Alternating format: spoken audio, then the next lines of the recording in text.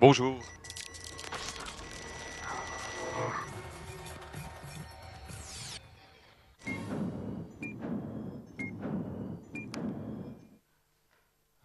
C'est de la technologie, ça, quand même.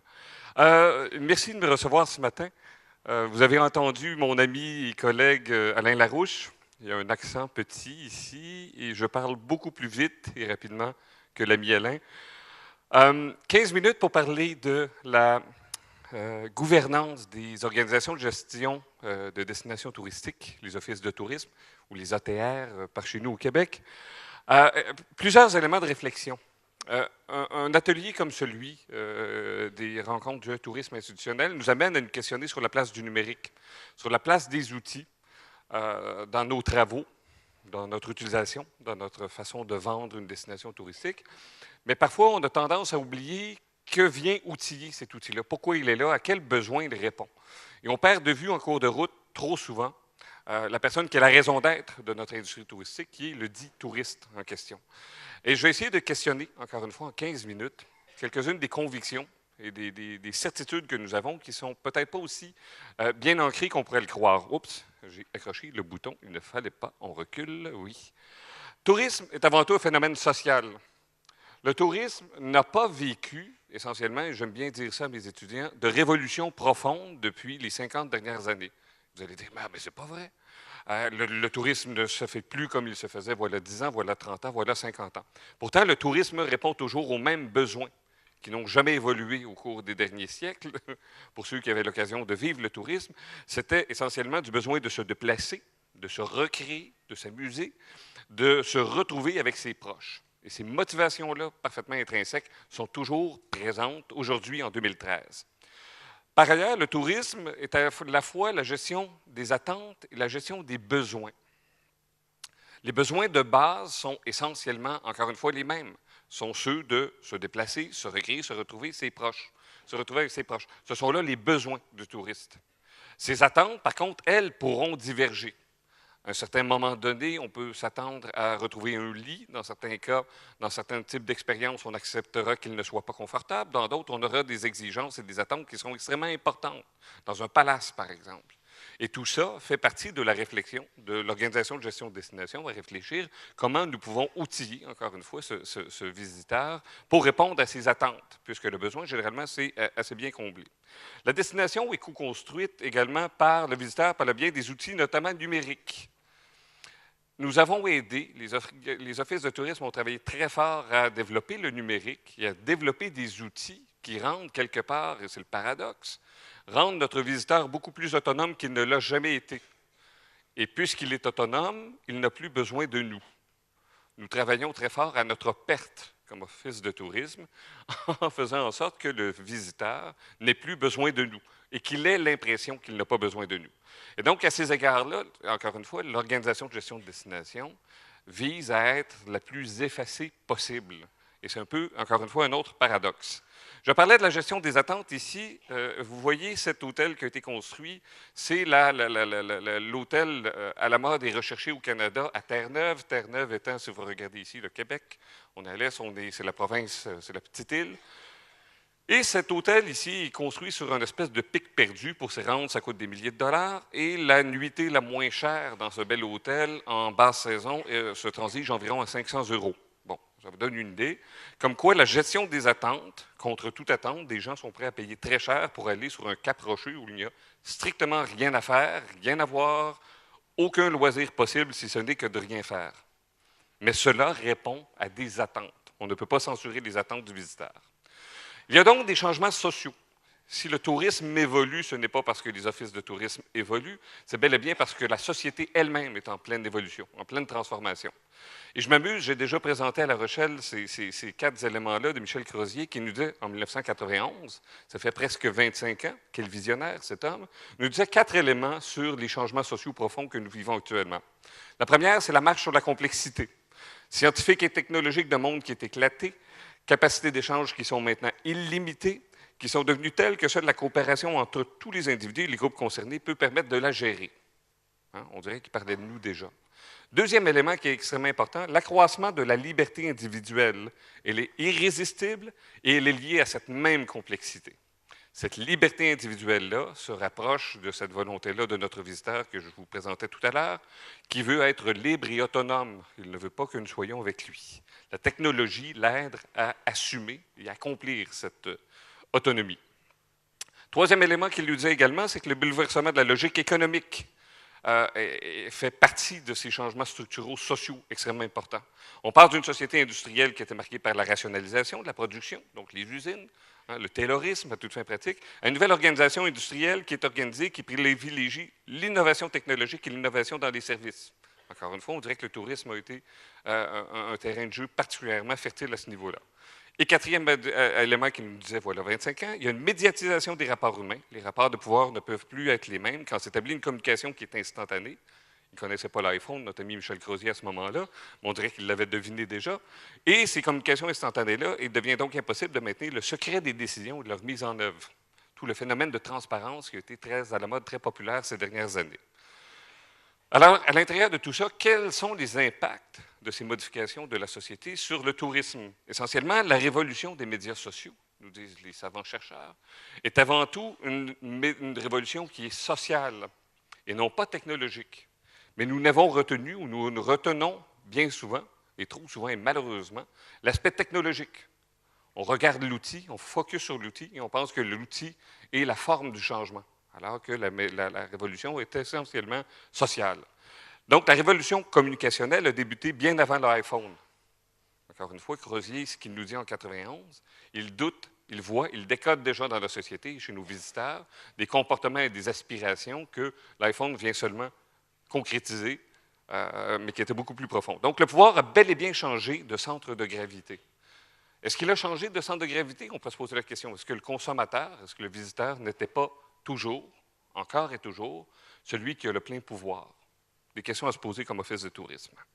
Par la suite, on peut s'intéresser à la gouvernance. C'est le sujet de ma courte conférence aujourd'hui.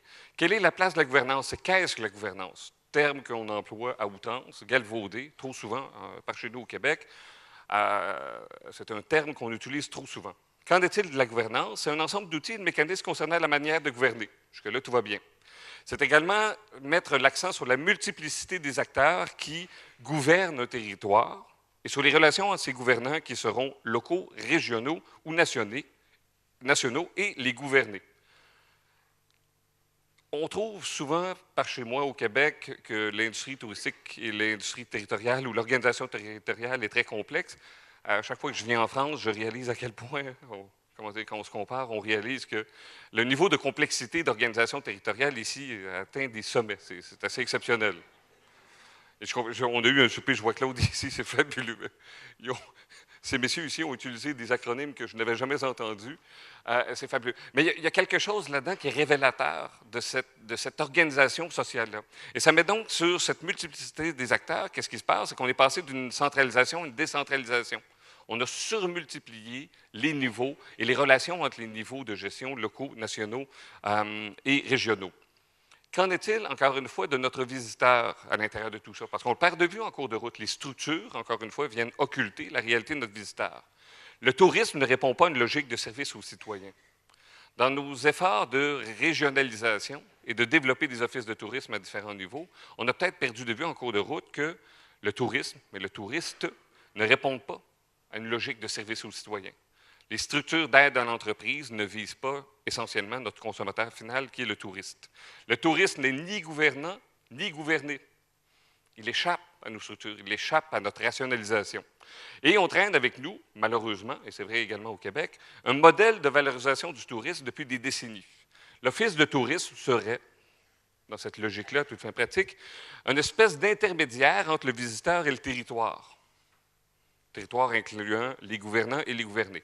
On serait donc ceux qui connaissent le tourisme, connaissent ses aspirations, sont capables de mesurer son évolution, sont capables de dire combien de prestations nous lui avons vendues, et nous serions une certaine forme d'intermédiaire C'est rassurant de se voir comme intermédiaire, comme office de tourisme. Il n'y a aucun doute là-dessus. Et on aurait également, comme office de tourisme, on pigerait dans une piscine, dans un pool de prestataires dans lequel on pige pour les mettre en marché, pour les organiser, pour les structurer dans toute forme, toutes sortes de prestations. Or, il existe déjà, et on les connaît, des intermédiaires commerciaux. Et c'est toujours intéressant, j'entendais hier dans les conférences sur le battle de la commercialisation, à quel point les enjeux des petits budgets des offices de tourisme, comment il est difficile de travailler, comment les enjeux d'autofinancement sont importants. Et à côté de ça, on a des modèles de gens qui sont apparus du jour au lendemain, des intermédiaires commerciaux qui, eux, visiblement, ne cherchent pas à valoriser leur travail, ne cherchent pas à expliquer à quel point ils sont importants, qui sont tout à fait discrets parce que, dans le cas de Airbnb, 2012, chiffre d'affaires, 180 millions de dollars. Ils entrent en bourse actuellement, prévu que d'ici 2015, le milliard de chiffre d'affaires sera atteint.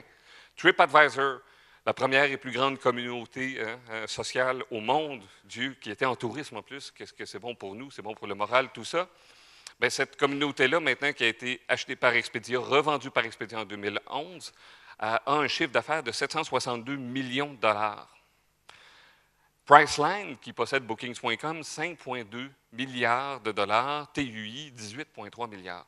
Donc, les intermédiaires qui sont valorisés par les visiteurs, qui donnent ces précieux dollars ou ces précieux euros à ces intermédiaires-là, visiblement, n'ont pas à faire de démonstration de leur pertinence.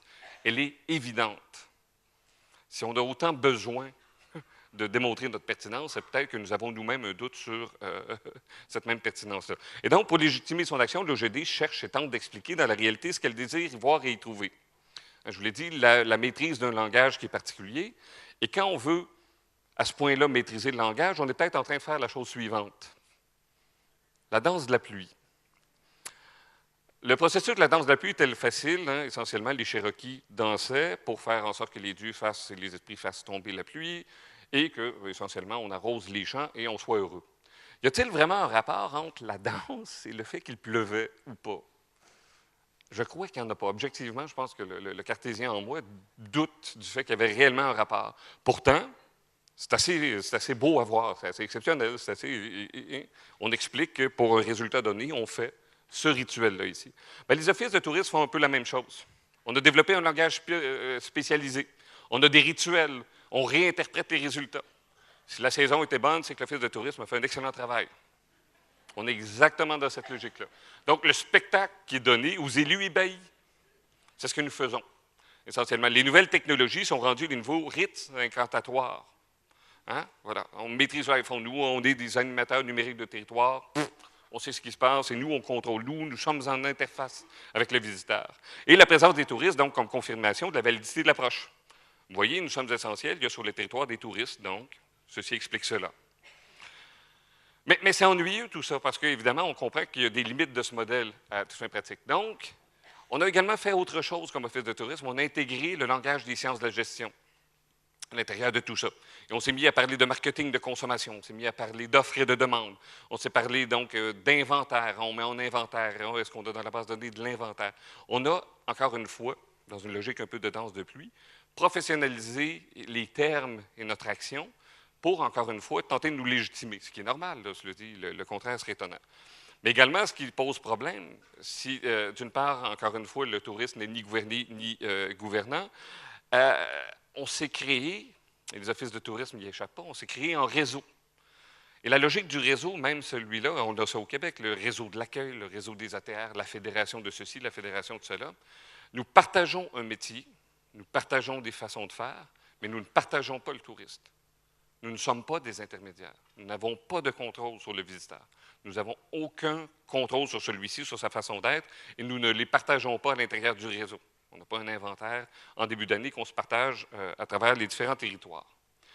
Donc, les offices de tourisme ont quand même un rôle extrêmement important. Évidemment, je m'amuse un peu à être un petit peu coquin ici. Oh, il me reste... Oh! Pour le 15 minutes chrono, on est mal parti. Hein? On va aller plus vite.